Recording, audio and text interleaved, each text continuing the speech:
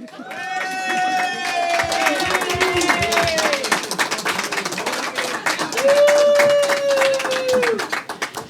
right, welcome everyone to my book launch. Woohoo!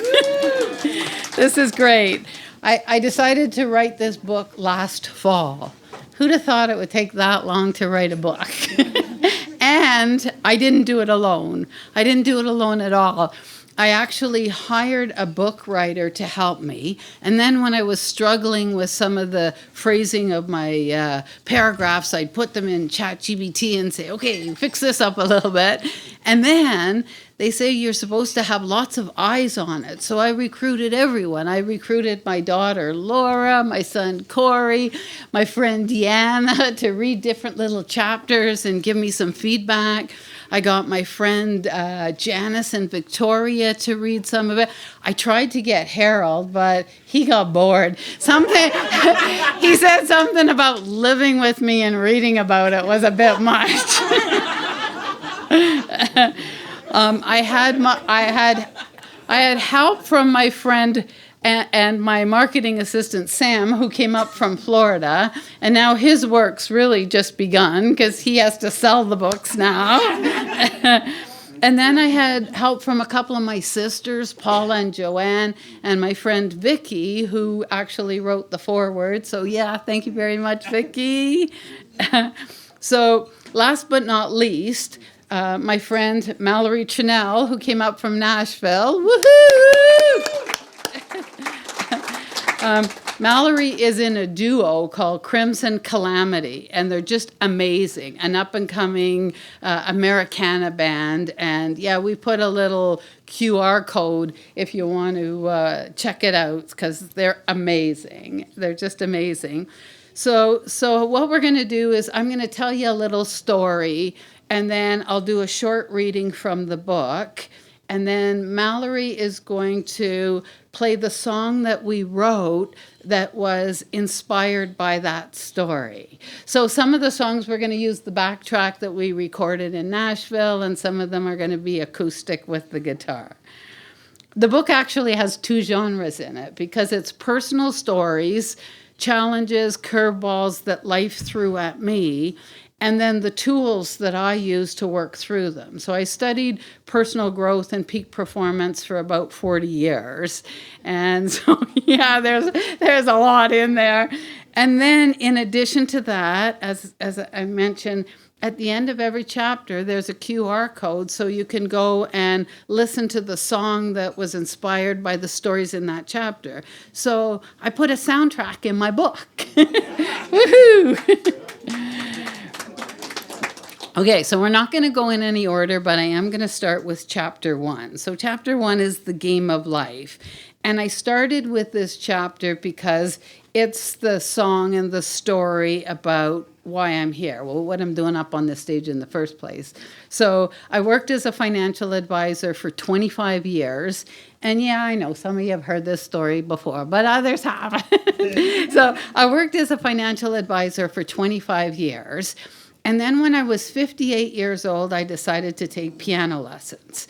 And I had never taken music lessons in my life. I knew absolutely nothing. I started grade 1 learning the scales.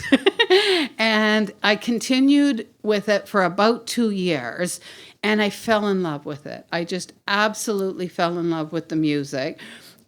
Music started flooding back into my life in the sense of even listening to it, and I didn't know I had taken it out of my life because I was on my way to work. I was listening to books on economics.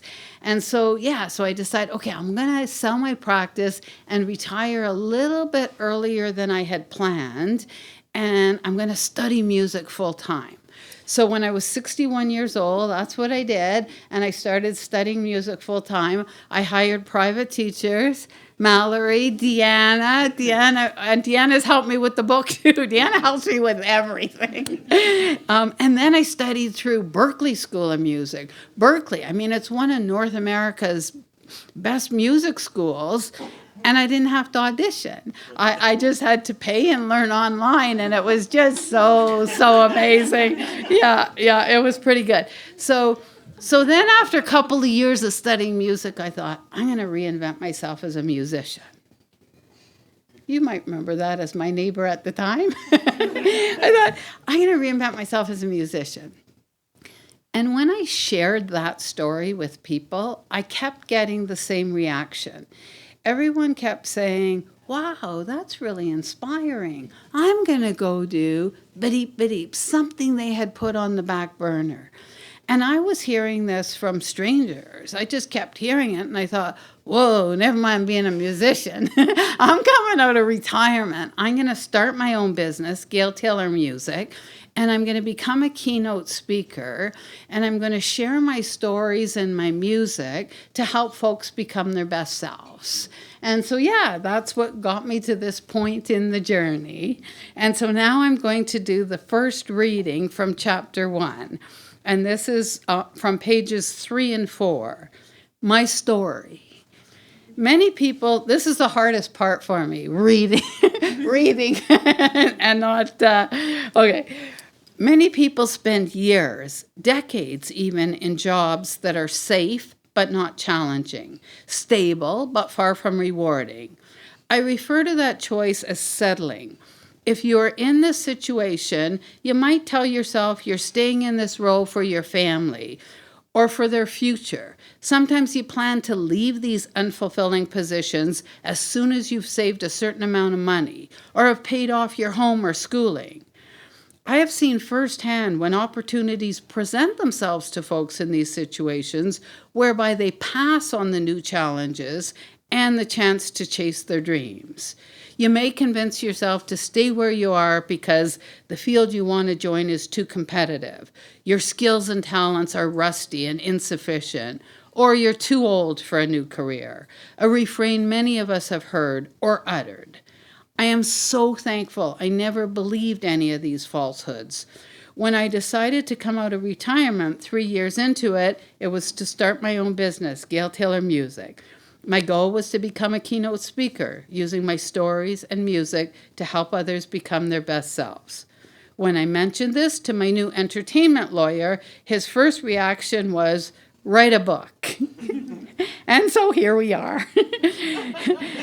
If you've read the introduction to this book, you know something of my rather tumultuous early life and how I turned things around. For 25 years as a financial advisor, I helped clients with investments and with building retirement plans. I absolutely adored my job and imagined staying in this role until I retired sometime in my future. Things might have worked out that way, but when I was 58, I started taking piano lessons. The lessons were meant to be a hobby, a diversion from days spent neck-deep in numbers, analytical thinking, and playing it safe with clients' nest eggs.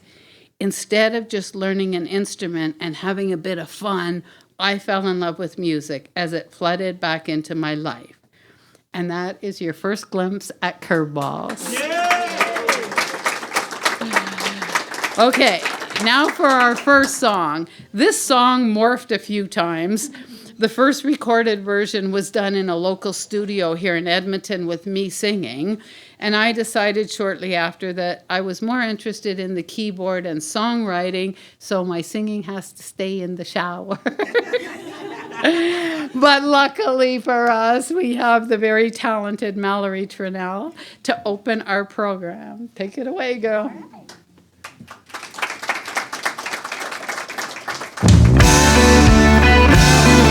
Free to clap along or dance or whatever you want. Time changed, it really shifted. One world for another. I don't feel gifted. Is it too late? Why had I waited?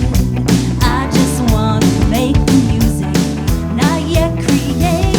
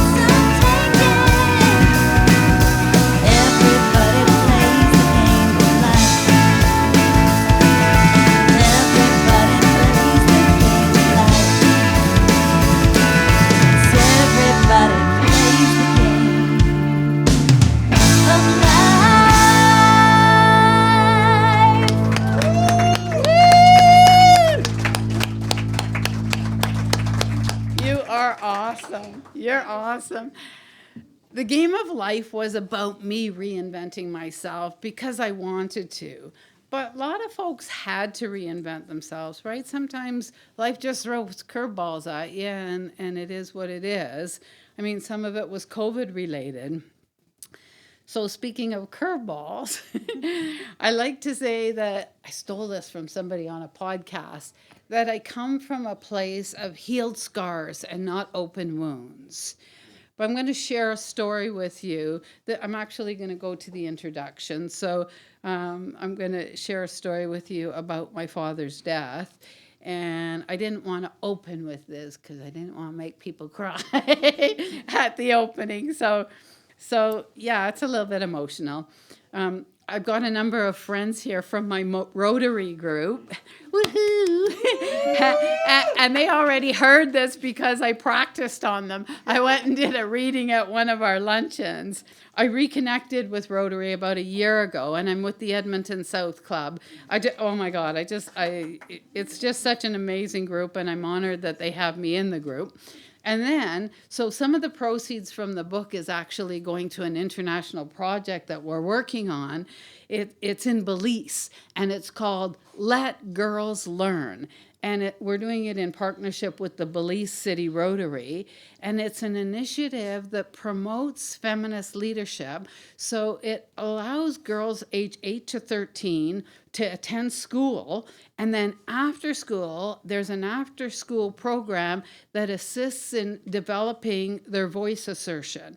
So it's decision making, self-confidence, organization, vision, and it's to give them the vision and the ability to be able to motivate others. So everything I talk about in curveballs. So yeah, what a perfect fit. So here's the second reading. This one's a little bit longer. Most of the readings are about 2 minutes long, and there's 7 of them. We picked 7 songs that we thought you'd really like. This one's a little bit longer. It's 4 minutes because I couldn't quit halfway through the story. So here we go. And this one is pages 11 and 12 Roman numerals. When I was 12 years old, my life was forever changed by a devastating event, the untimely death of my father. Losing a parent at such a young age was an overwhelming blow, and I struggled to make sense of the new reality that lay before me.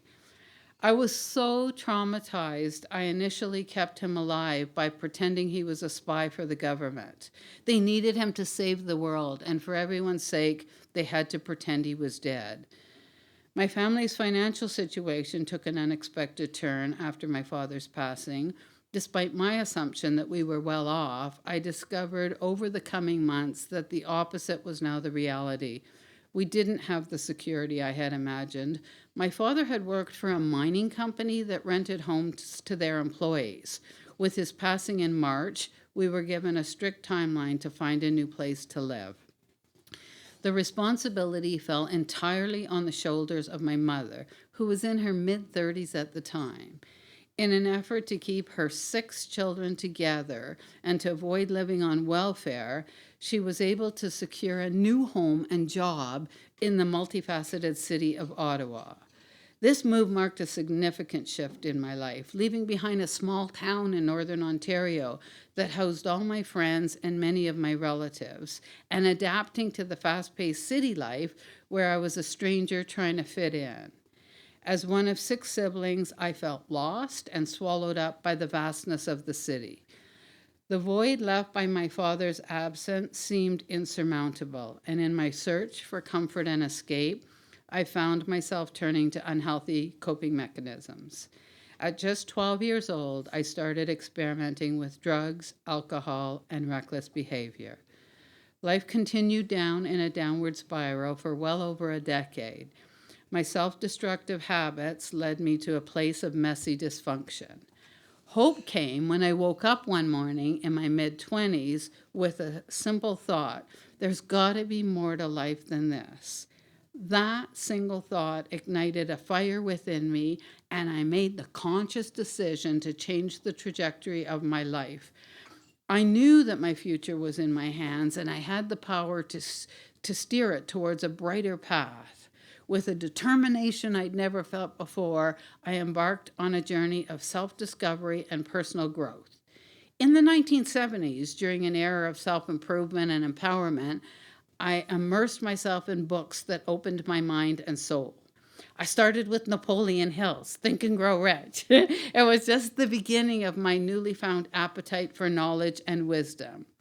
Through countless hours of reading, attending seminars, and seeking mentors, I slowly and steadily regained control of my life, or so I thought. Education became my lifeline, passion, as I transformed myself from a high school dropout to a highly educated and ambitious individual.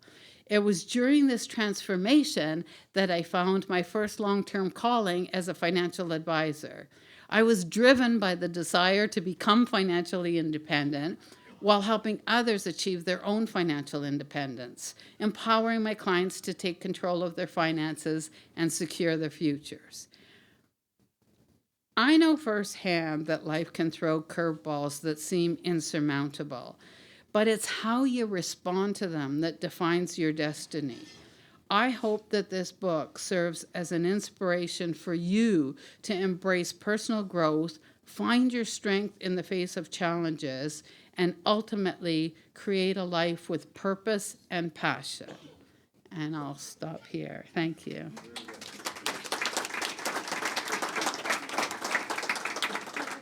So this next song that Mel's going to do is called Through the Eyes of Others. And it isn't all my story because it's a song about losing somebody when you're so young you don't even remember. And so you just remember them through stories that other folks tell you. I do remember my father, but I have a couple of younger siblings that don't. And so, yeah, that's what gave me the inspiration to do this way. All right, it's all yours, Mal.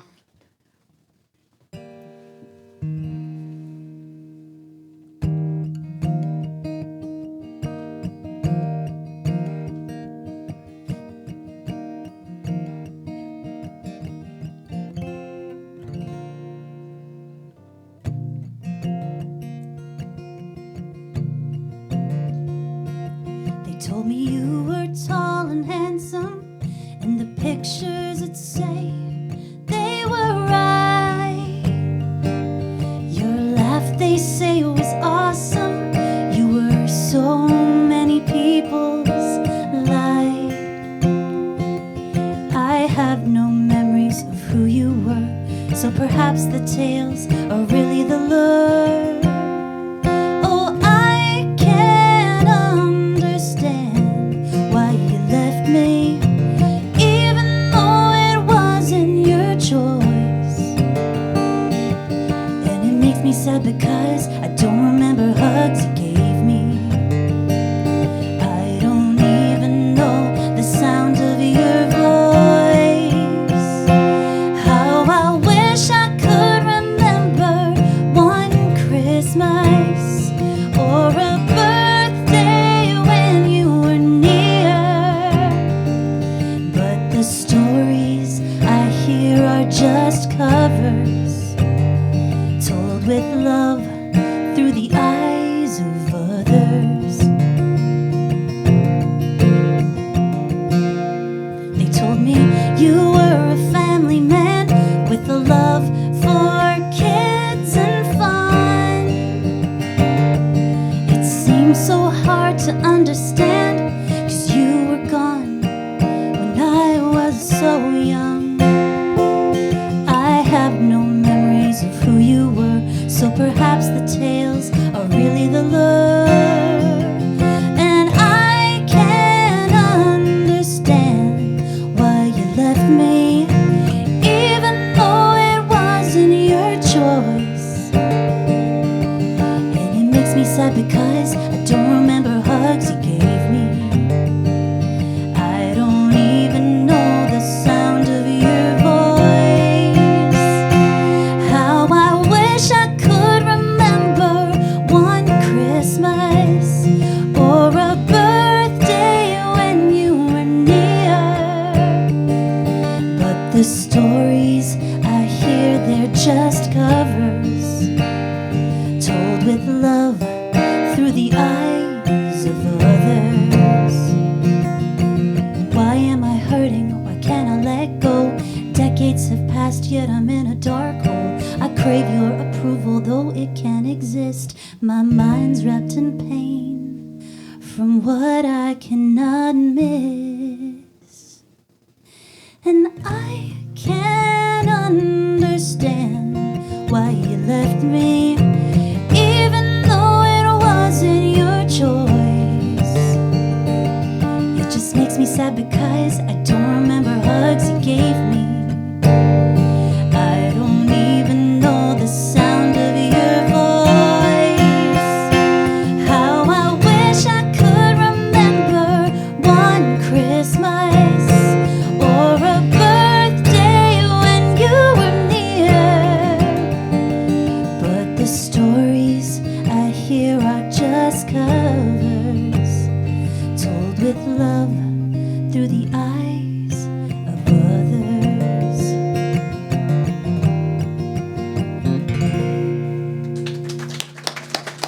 Wow. You're good. That actually wasn't my first run at a song about my father. I tried a few times to write something through my perspective, and they ended up in the file of songs that are never going to be recorded. It's a big file. The next song is called Dreaming About the Good Life. And Dreaming About the Good Life, actually Dreaming About the Good Life and The Game of Life were two of the first 5 songs that I wrote, and it was in 2021. I wrote 5 songs, and it was a series that I called City Girl Goes Country. And one of those songs was called Love for Country Music, and I was so honored when Danny Hooper agreed to sing it for me. And so, yeah, that was so cool. Thank you. So here is our third reading. It was 1979, and I woke up one morning, squinting against the sunlight streaming through the blinds, looked around at the mess I made in both my room and my soul, and thought, oh, there's got to be more to life than this. That small bit of hope sparked a fire within me, and I made the conscious decision to change the trajectory of my life. I knew that my story was mine to write, and that I had the power to fill it with brighter pages. I was a somewhat functional addict, and my goal was financial wealth. I wanted the good life. I wanted to be a millionaire. At the time, I was a high school dropout with no connections and no clue how I was going to do this. Setting goals and believing in my ability to achieve them was the game changer. The truth is that life isn't always going to deal you a winning hand. Sometimes you'll find yourself in situations you might not have planned for or even wanted. With the hands I'd been dealt, I certainly hadn't expected to have such an awakening.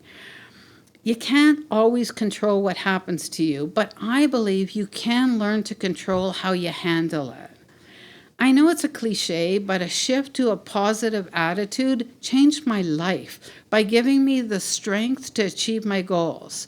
When I let go of the negativity, life became so much more fulfilling, dynamic, powerful, and fun. It all came down to managing my thoughts. So when I noticed my thoughts veering away from what I was working towards, I'd catch them and shift the internal dialogue. I call it garbage in, garbage out. And what that means to me is when I find myself in my head with thoughts that are contrary to what I'm trying to manifest, it becomes critical to catch it and shift the dialogue. It's like taking out the trash. Thank you for listening. Okay, this song titled Dreaming About the Good Life, Mallory's going to do this one with the instrumental track. You know, when I was in my early 20s, life could have gone either way. Like, my life was the dysfunctional life that I was living was not sustainable. And I really did want out, and I believe with a little help from the universe and reading, that's what made me turn it around, and that's what this song is all about. So take it away. And this is a dancing song if anyone wants to dance. Yes, Gail's my emotional support dancer. There we go. go. And this song does have a Nashville sway, so it's the side to side. We call it Drunk Girl Easy in Nashville. If you want to move, we would love it. All these backtracks that you're listening to were all recorded at Beard Studio in Nashville, and the keyboardist plays for Tim McGraw, and the bass guitar plays for Miranda Lambert. So yeah, we have a really good studio that I was able to work with down there, and so yeah, that's. All right, let's dream about the good life.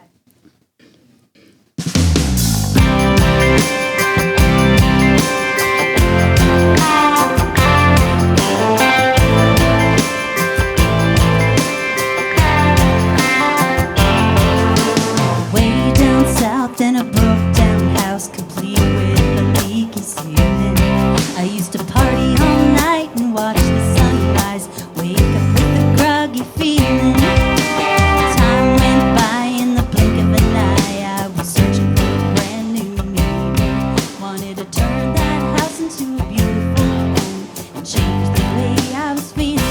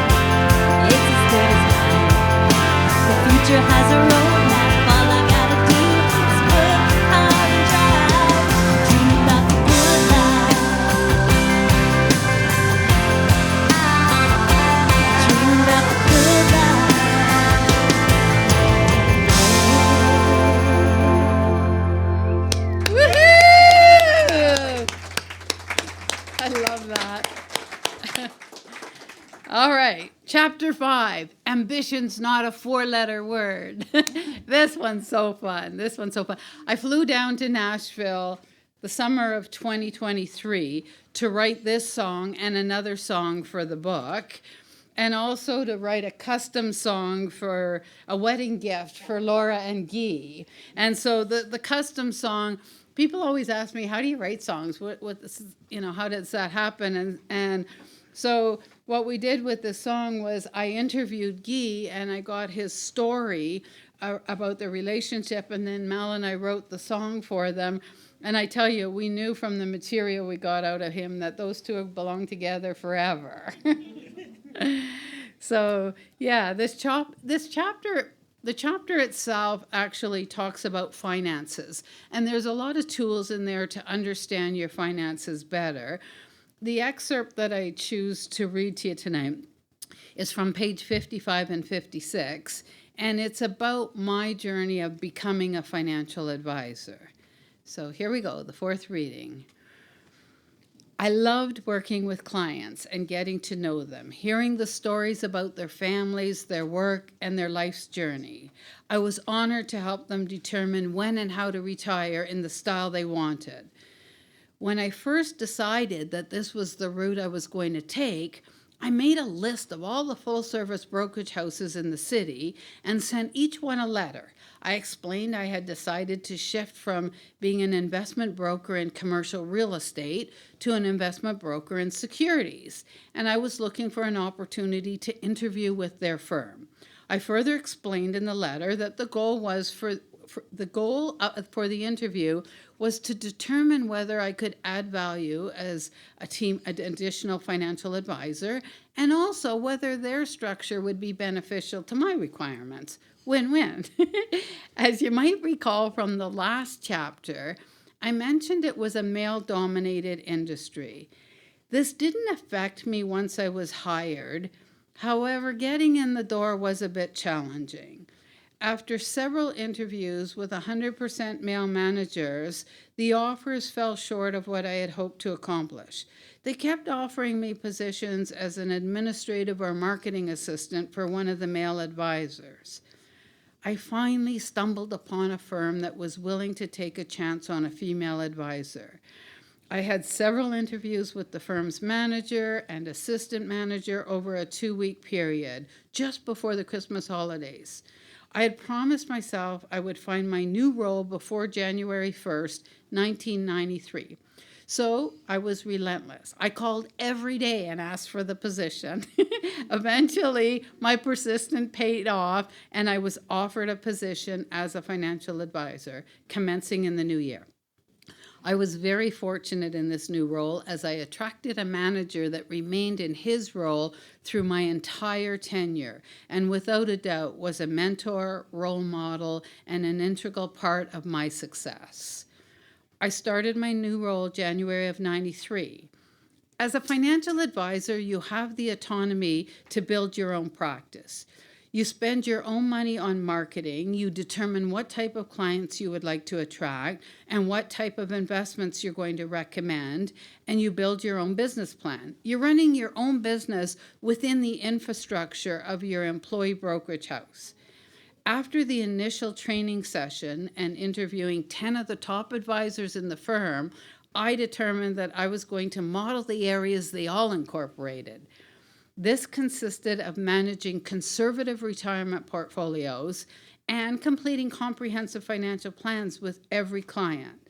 These financial plans would then be reviewed and updated on an annual basis, allowing us to monitor and make sure they were aligned with their goals. It was a great honor to work in this role for 25 years. During that time, I practiced many public speaking opportunities, talking at conferences to my peers, to private seminars for investors, to teaching introduction to the financial markets at the University of Alberta.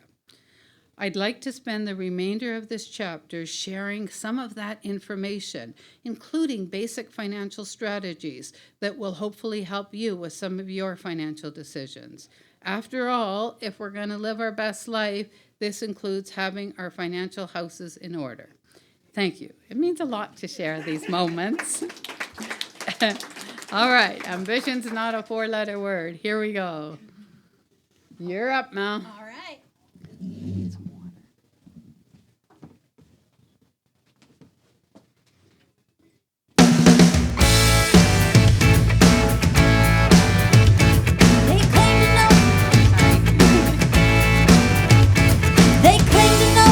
Good for you, which track they wish you take. But your empire is yours to build.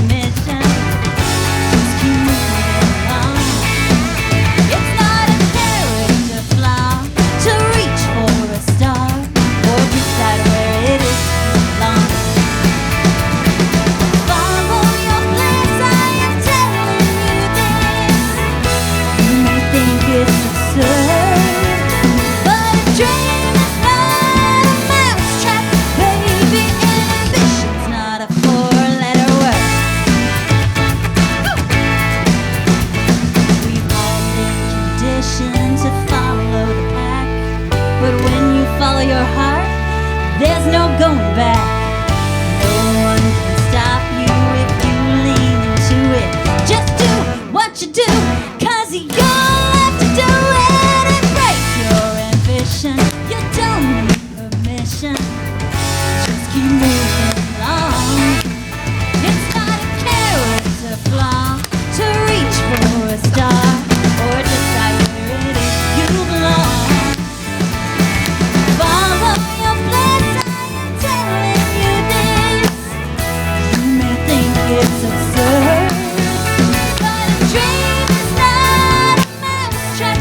Baby, and ambition's not a four-letter word. Oh yeah.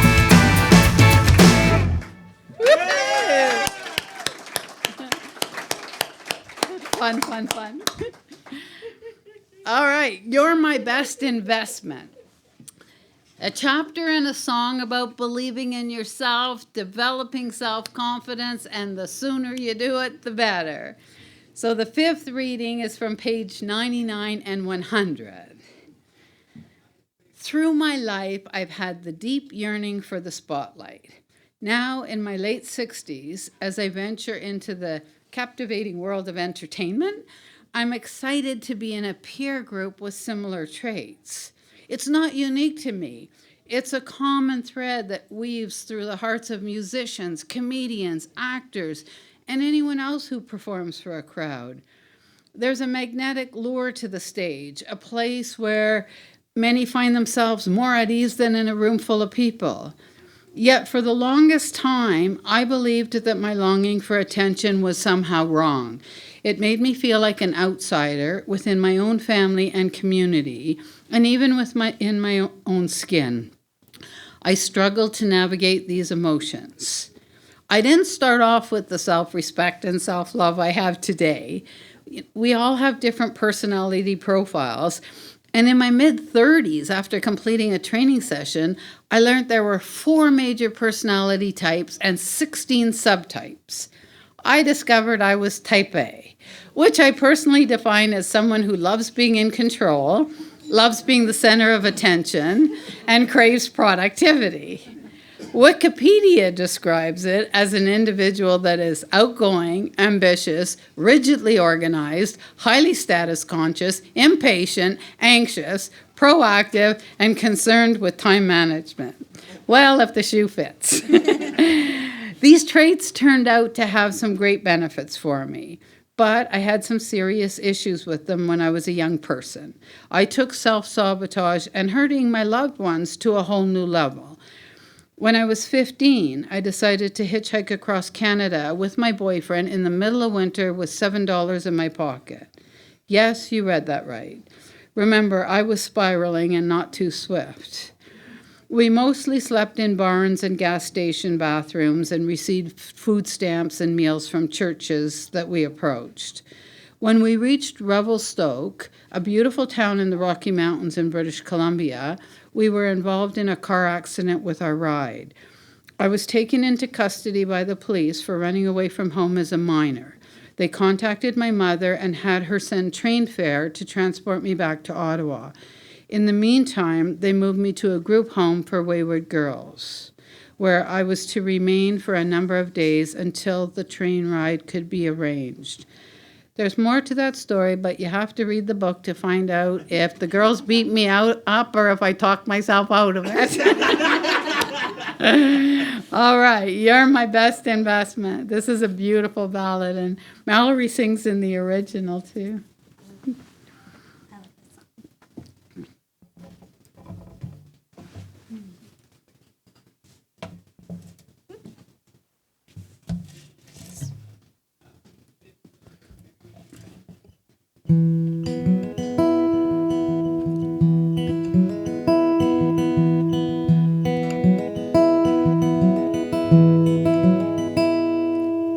Thank you for supporting me when no one else was there. I know at times how hard it was.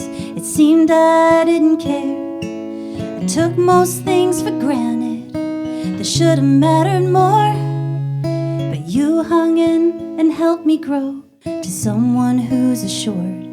I treated others kinder, and I gave them more than you.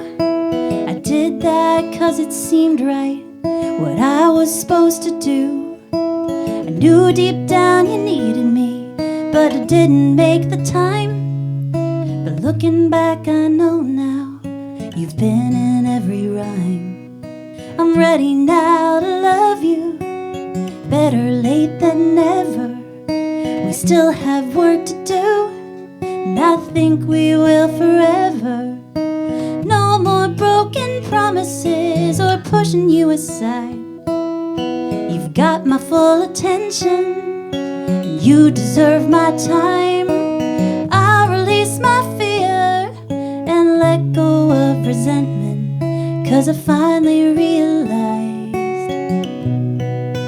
you're my best investment.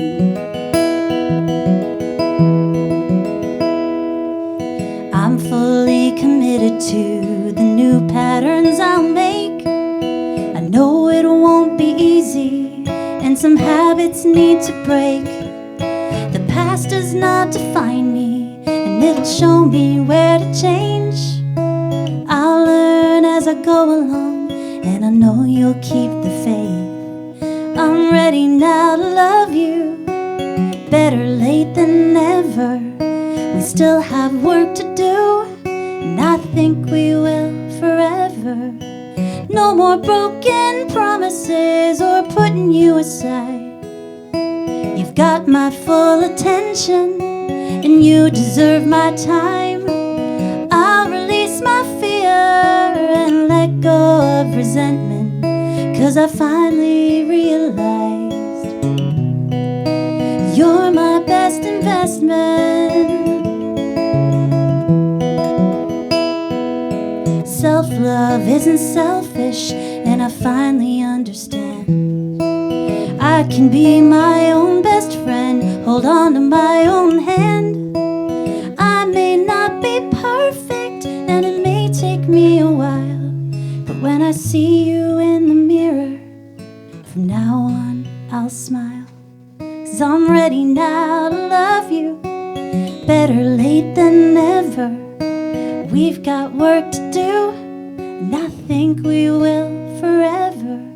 So no more broken promises or putting you aside.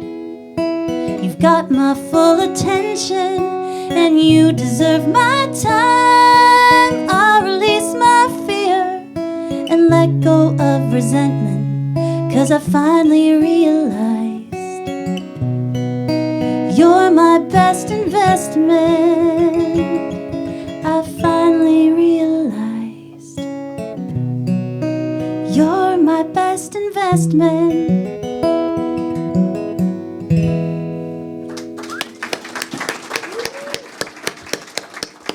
All right.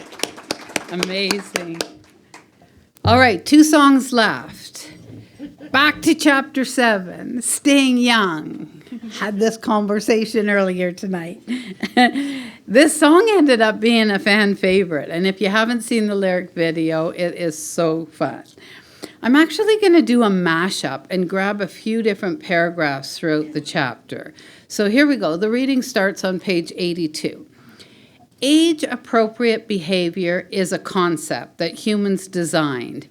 How you decide what is next in your journey doesn't have to have anything to do with whether you're 20, 30, or 60. It has everything to do with how you feel and what you believe is possible.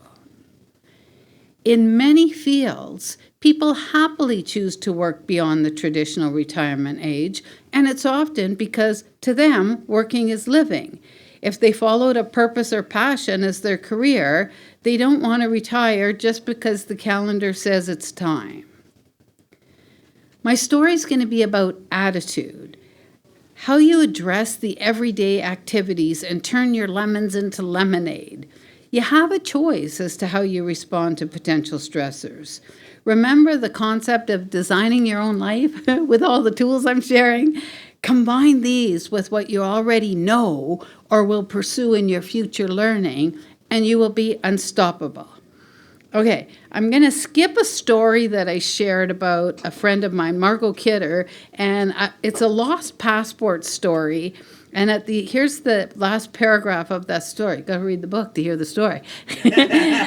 Okay, the game changer here came to me years before when I realized that challenges are just that, challenges. You don't have to feel stress if you recognize it is the unnecessary baggage it is. Stress does the opposite of helping you stay young, both mentally and physically. Now I'm going to read a poem that's in the book. It's an anonymous poem, and it was actually introduced to me by Tony Baumgartner, who's one of my Rotary folks that's here. Thank you, Tony.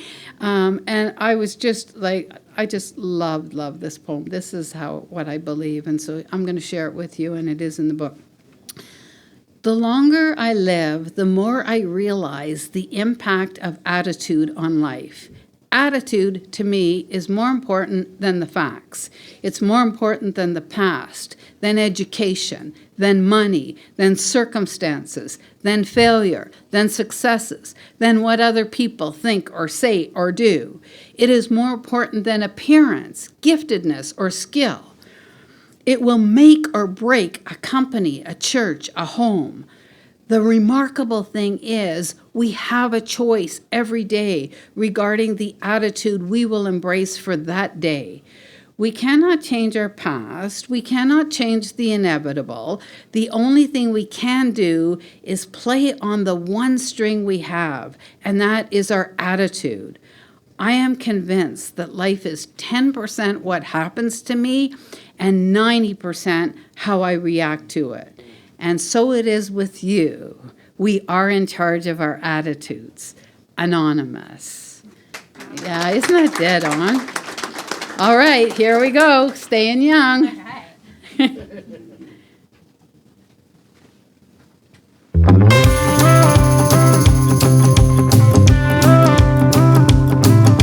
Wonder why I never act my age.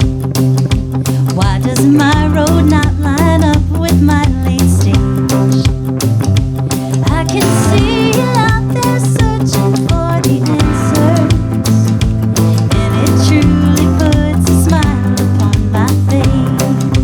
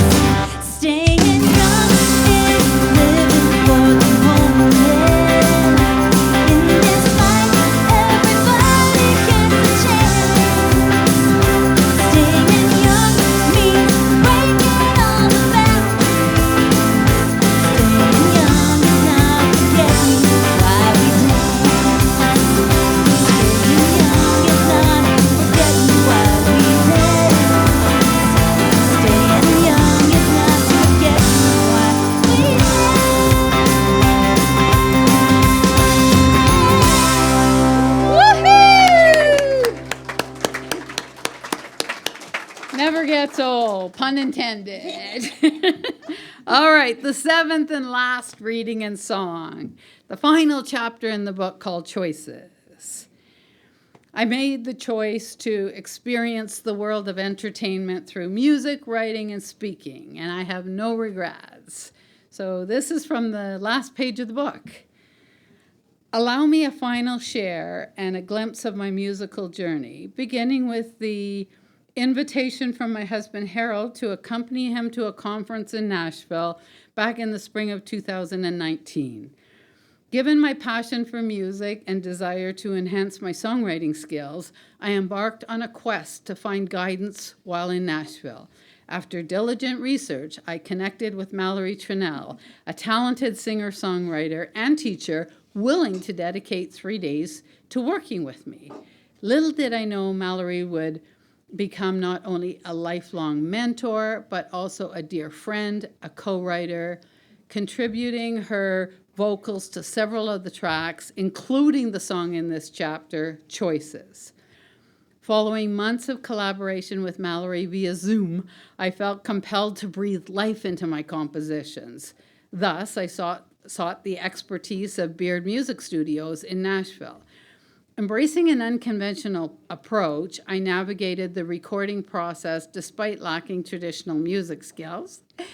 To distinguish my projects from the norm, I adopted the moniker Guilty as Charged, a playful nod to the unconventional nature of my endeavor. With the aid of modern technology, I independently distributed my music across various streaming platforms, even before I had enough talent to play in the compositions. Collaborating with seasoned musicians from Beard Music Studio, whose credentials included the associations with industry luminaries such as Tim McGraw and Miranda Lambert, felt like a dream come true. Additionally, the graciousness of Alberta's local celebrity, Danny Hooper, who readily agreed to lend his vocals to one of my early compositions, left an unforgettable mark on my journey. While some milestones, like the song Danny sang, Love for Country Music, remain outside the confines of this book, each experience has shaped my artistic evolution.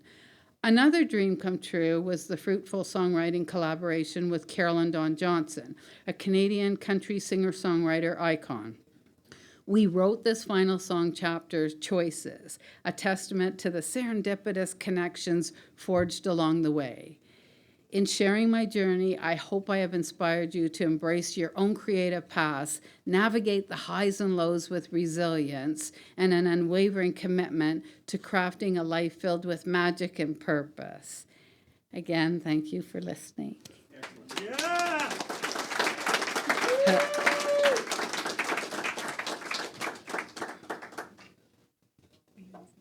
Yeah, I will.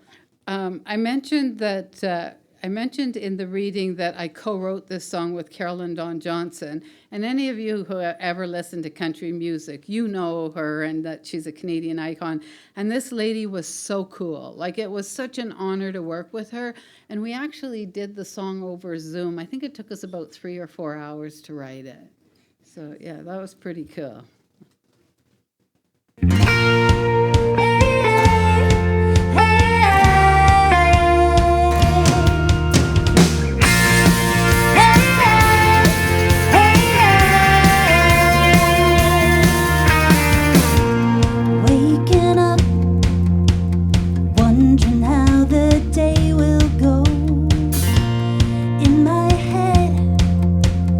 Thoughts that help me stay afloat.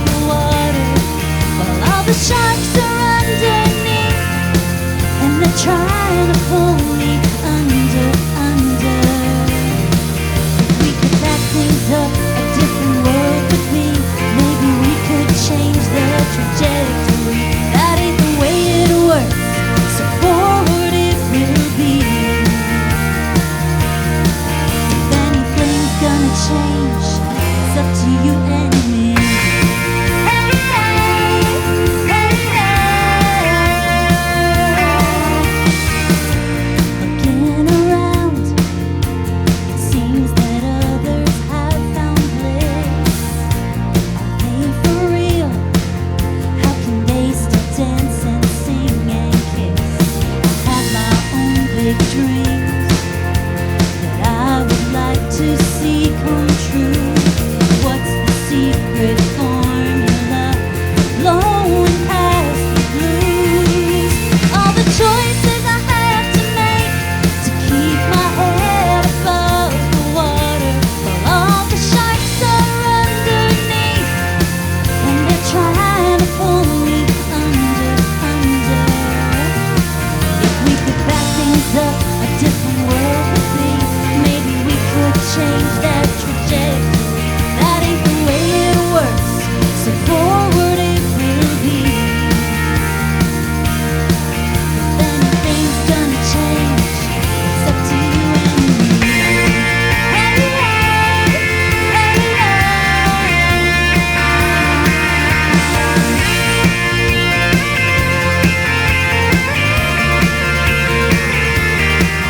all the choices I've had to make to keep my head above the water, while all the sharks are underneath. Oh, and they're trying to pull me under. All the choices I have to make to keep my head above the water. That ain't the way it works, so forward it will be. If anything's gonna change, it's up to you and me. Oh, if it's gonna change, it's up to you and me. If it's gonna change, it's up to you and me.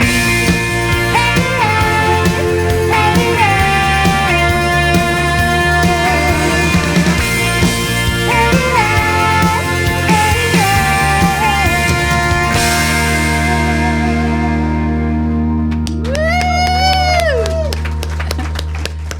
I could listen to you all night. That song was written shortly after COVID, aka one of the sharks, when many people were forced to reinvent themselves. Overnight, I mean, talk about a curveball. Knowing how to embrace every chapter and change in your life and make the choices that will create your best life is the superpower. It's not the curveballs that matters, it's what you do with them. That's the end of the formal program. We're here for another hour, so enjoy each other's company, buy another book, get it autographed, and yeah, you got this. Thank you. Give it up for Gail Taylor.